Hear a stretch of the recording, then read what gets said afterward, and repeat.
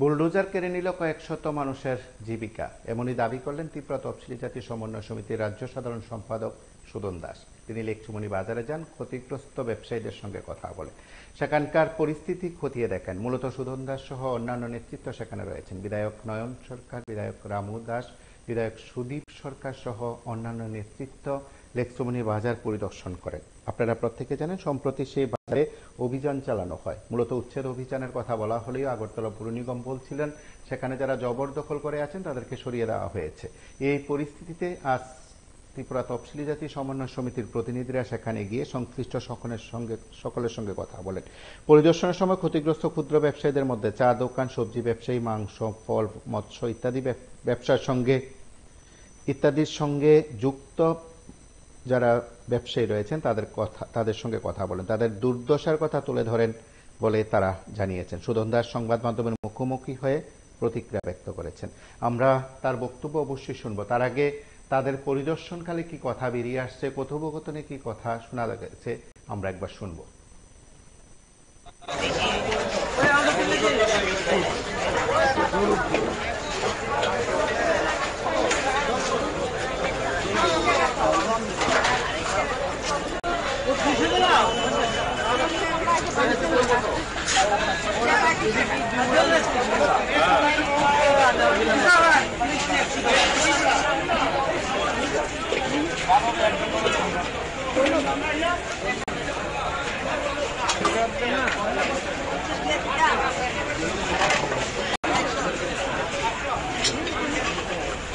আমরা যাতে আপনাদের একটা ব্যবস্থা হয় তার জন্য আমরা প্রশাসনের চাদর রাখতেছি, এই জন্য আমরা বারে বারে আইতেছি।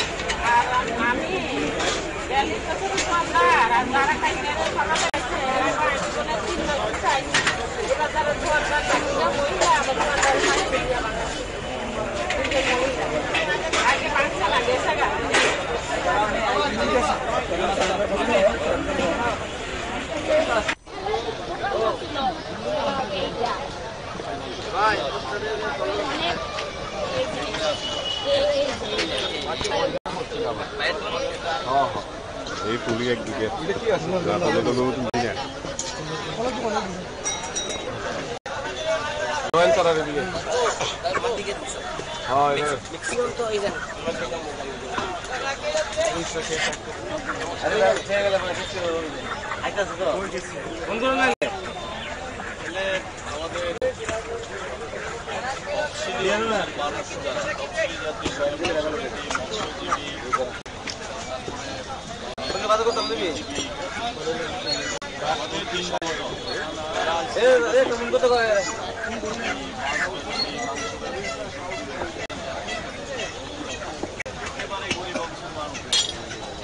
মানবিক রাস্তা, আমাদের সঙ্গে এখানে 3 জন বিধায়ক আছে।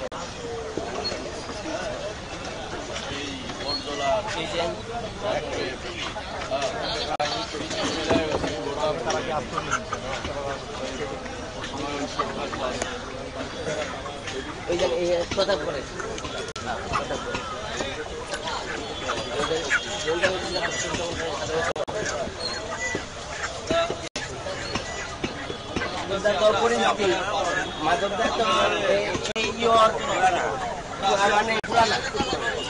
আমাদের নেতৃত্ব এইখানে না সাইডে গেছে কেন আসে আসে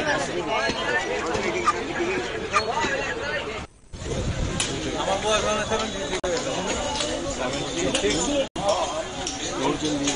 আজকে না কালকে বাবার লোকে 10 বছর পর একটি বাবার লোক আলাদা এসে আমাদের তফসিলি সমন্বয়ের নেতৃত্ব, আমাদের সঙ্গে 3 জন বিধায়ক। নমস্কার বিধায়ক, এই অমানবিকতার বিরুদ্ধে আমরা আছি। যাদের মানবতা বোধ আছে, এই ধরনের মানুষ আপনাদের পাশে আমরা চেষ্টা করব আগামী দিনে আবার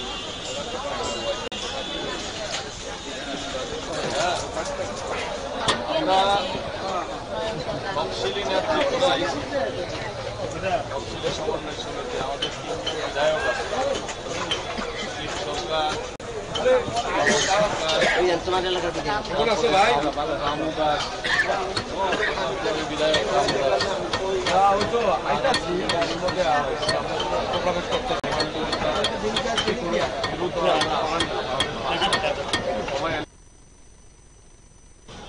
আমরা ত্রিপুরা তফসিলি জাতি সমন্বয় সমিতি রাজ্য কমিটির তরফ থেকে একটি প্রতিনিধি দল এখানে এসেছি। গত 26